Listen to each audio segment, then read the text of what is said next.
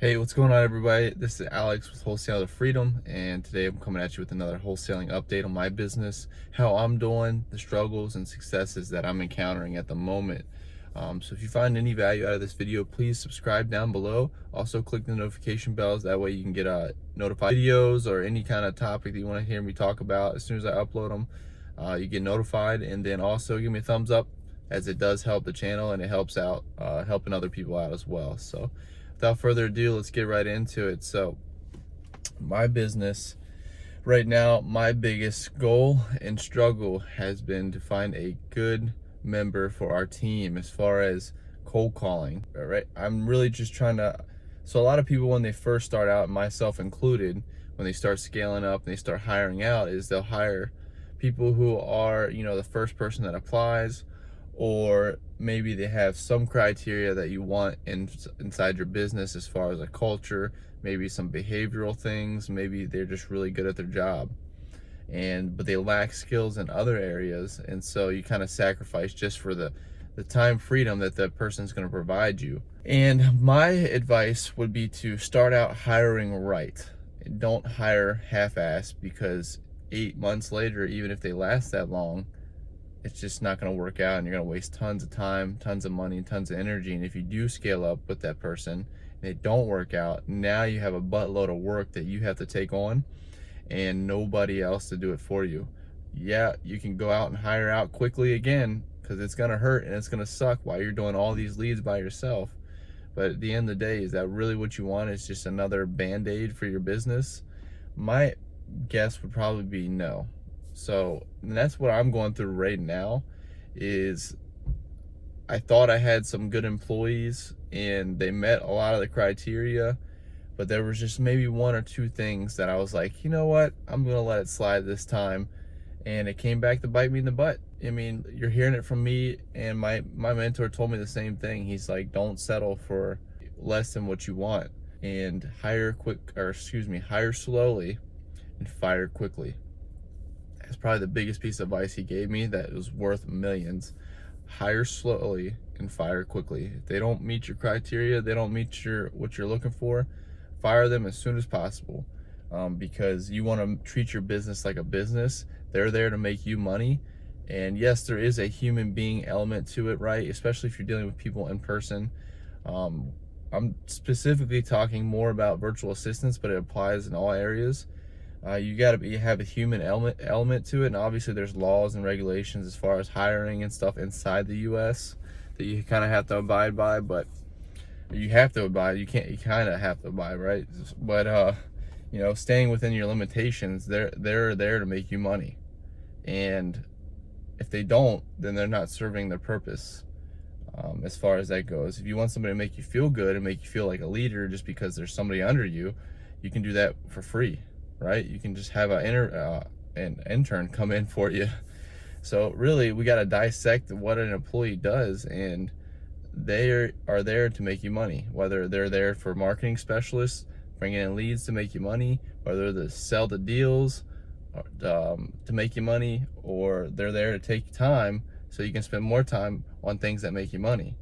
Right? So you got to really, really look at it in that aspect, because you don't want to waste your time. Again, it's very important. So I can't stress that enough. So right now, hiring out is my biggest thing, trying to find the right fit. I've had like 15 applications and nobody's fit the criteria, the company culture that I'm trying to build, and just like all the elements that I'm looking to fulfill.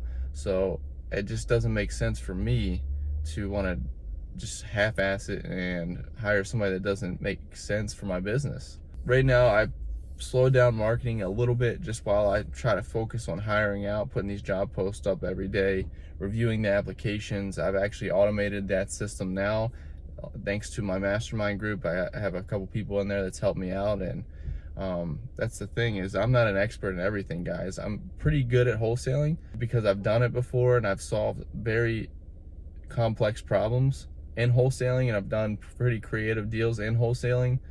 But when it comes to being a leader, as far as somebody who's managing people, and somebody who is very communicative, communicates clearly to their employees, and just, I'm not the best when it comes to that. Communication is not my strong suit.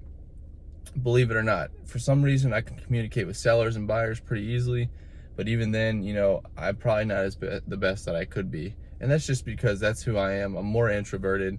I'm used to people telling me things, and not so much communicating what my intentions are as far as like, this is how things need to be done. I just kind of expect people to do it. So knowing who you are, your strengths and weaknesses, can really help you out, because then you know what you need to work on and what you need to really focus on, your problem areas. And so for me, communication, building that communication early with an employee and setting those expectations is the thing that I need to work on most, and holding them accountable. I believe in myself all day long, but when it comes to believing in other people, man, it's hard. I don't like to give that trust out at all, at all. And some of you might be the same way. Some of you might be too giving in trust. And so it works both ways. So I know that I'm working on that, and I have 3 deals under contract right now. And out of those 3 deals, one of them, we're in the process of doing the probate. He never started the probate session. Some of the siblings are not on board with the sale of the property, but because they're out of state, this guy has authority to sell the property without their consent. Basically, they can delay the process, but they can't stop it. We found a buyer, I think, that's going to be willing to work with us for months, until this deal is done. Another deal, the lady said it was $15K in repairs. Sellers don't really know, but it was like $45,000 to $50,000 in repairs. So we're in the process of getting an offer, so that way we can go back and renegotiate. And then the other one, it seemed like a great deal. The property's in spectacular condition, but for some reason, just not getting any traction on it. So I'm just going above and beyond what I normally do. I'm putting multiple ads on Craigslist, Facebook. I'm even cold calling realtors for an hour a day in the area that have dealt with cash purchases through PropStream. And I'll show a video on that as well, because I think that's very powerful. I've reached out to a lot of realtors that work with cash buyers, and if they don't work out on this one, at least I have them for future deals as well. So that's my deals right now. And then also, I'm still doing text blasting for my marketing. I slowed down Facebook because I want more consistent leads, and Lead Sherpa has been my consistent leads for this entire time. So that's marketing right now, hiring out marketing, the deals I have. And some more problems is, I'm figuring out this whole probate thing with the first deal. I didn't know how it worked in the state I was in virtually. And so I had another wholesaler who's kind of coaching me through the process. And that's another thing, I'm gonna bring that up right now. So I have a wholesaler who's been in the business for a while, and they seem very genuine. They seem very, interested in helping me out, as far as deals on the boots on the ground. They're taking the pictures for me. They, giving me property analysis. They're giving me their input. Their brother is a realtor. They're twins, and one's a wholesaler, one's a realtor. So they got the perfect setup, and they would be a perfect JV partner in that aspect. And this is where actually I was too trusting. So I had an appointment set up with a seller, and they were late because of traffic, whatever it may be. I really think that, they were genuinely sorry, and they were genuinely late to the appointment with the seller. And this seller, as you guys know from my videos, if you watched any of them, I've made some of the most money from unmotivated sellers. So I'm just waiting on the laydown leads that just give me the easiest deals, because I've been working with the hardest ones so far. But and I'm one to tell you, if they're not motivated and I can make a deal out of it, I will. And that's exactly what I was doing with this one. And so this guy was super not motivated, but the price was there. And 20 minutes later, he left the scene because they were 20 minutes late. They showed up 25 minutes instead of 20 minutes. And so it was just like a 5-minute difference there. And the seller was just being an a-hole. He said, "No, I'm not coming back to the property. I'm having second thoughts on selling it. I'll contact you in a month or 2. I said, "Hey, listen, I understand we messed up.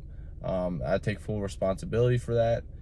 And we're interested in the property and we'd love to see it. Is there any way today?" And he said, "No, just reach back in a month or 2. And I said, "Okay, but here's the thing, I can't guarantee the price will remain the same." And this is what he said to me. He said, "Well, I can't say the price will be the same for me either."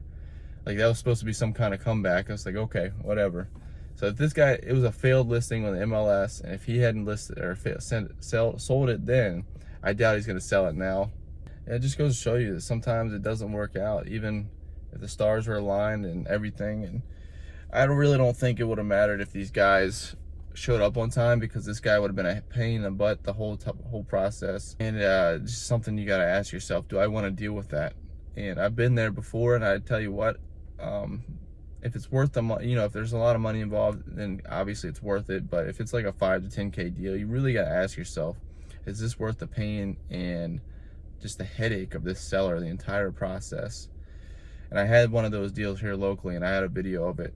Maybe I'll post it up right here. So other than that, when you're working with a JV partner, they're never gonna, it just goes with anybody in your life. Nobody's gonna ever work on your business as hard as you do. So don't go out and find a JV partner and expect them to do all the work for you and just sit back and relax. You gotta kind of stay on your business and treat it as if you never met that JV partner. Yeah, they're gonna give you this pitch like, hey, we're gonna sell this thing, we're gonna make some money together. But in all reality, they're not gonna treat their business as you would, or treat your business as you would. So continue to market it out. Find your own buyer if you have to, and don't depend on them to find it. A lot of these times when we're newbies starting out, we like, oh yeah, somebody's coming at me with a JV partnership. They got the deals, they got the buyers. I'm set to go. And it's just not going to work like that. So you might find the diamond in the rough that will work for you as hard as you will, but I highly doubt it. And I think these guys are going to be a good relationship in long term. But their communication, I've noticed, they don't communicate with me every day, and I like to know what's going on. And even after I text them, they text me several hours later, and I don't like that. So I'm still going to let them, try to find a buyer. They're taking pictures for me, whatever. But if they don't start hustling, then it might not work out. So I'm a difficult person to work with, and I realize that, and I realize it's just the personality. I like to be in control, and I do like to have a hold on my business and everything that's going on. And some people, it pushes them away. Whatever, it's my business. You gotta, stick to who you are, and don't sacrifice who you are for somebody else or for some money. I hope you guys found value out of this video. That's kind of updating me and my business right now. So going through a lot of stuff personally, it's like all at the same time. So it's like my winter right now. I thought I was in winter, but I guess I was in fall, and then coronavirus hit, and now I've been in winter, business and personal winter. So I'm just waiting for spring and summer, and I'm enduring, surviving, and I'm ready to thrive. That's my personality. I've been surviving my whole life, so I just can't wait to thrive and start compounding on all my efforts. Cody Sperber said it best when he said, I known somebody who worked for 4 years just nonstop grinding, and on that 4th year is when they really took off and they started launching towards success. And some of y'all, you think it's going to be 6 to 12 months. Maybe you landed a big deal like I did, 65K, 100K, whatever it may be. And then now you got to figure out how to get deals consistently. And now you got to figure out how to set up your business. And now you got to figure out how to do all these things that you think, because you just got this one big deal, that it's just going to come naturally. And you're going to be able to just willy-nilly get these things together without wasting a ton of money or guidance. So either you got to invest in a mentor to help you with those systems, or you got to invest in mistakes that you're going to make, because it's not easy. You're not going to just go coast through life and get all these successes with no failures. It just doesn't happen. The greatest people out there in this business will tell you that they made the greatest mistakes and learn from them. That's where the money is. So I'm just waiting on my 4th year, if that's this year, even though I've only been in business for 1.5 years. Maybe it'll take me 4 years. Maybe it'll take me 2, 3. Maybe it'll take me until the next month. You never know. One deal could change everything. And I just keep my head up. That's all you can do, is keep your head up, keep your spirits high, and whatever you got to do, listen to motivational music, listen to Jim Rohn like I do. Like every week, I listen to the audiobook by him, or the group that did his speeches, and I listen to that thing every week. And every week I find something new out of the book I didn't hear before. And it just motivates me, right? And that's all it is staying motivated. And it's hard, especially when you got personal stuff going on. My wife's pregnant, and we're working on our 2nd kid here, about to be here soon, and just a lot of stuff going on right now for me. And it just never stops, right? So you got to continue, push through, and just do your best. If you watched through this entire video, I appreciate your support, everything. I appreciate you guys subscribing. I appreciate the love and support you guys give me, and any feedback you have as far as topics of interest, any problems you're having, anything you want to see me talk about, and I would love to put it out there for you guys to learn from and help you guys grow. So as always, I got some links down below in the description for all the systems that I use, free trials or trials for like several days, saving money on the setup fees. Also, you get free credits for Deal Machine. I got all that stuff down below, so take advantage of it. I got that stuff for you guys, and just looking forward to crushing it. So let's get this bread, and see you in the next one.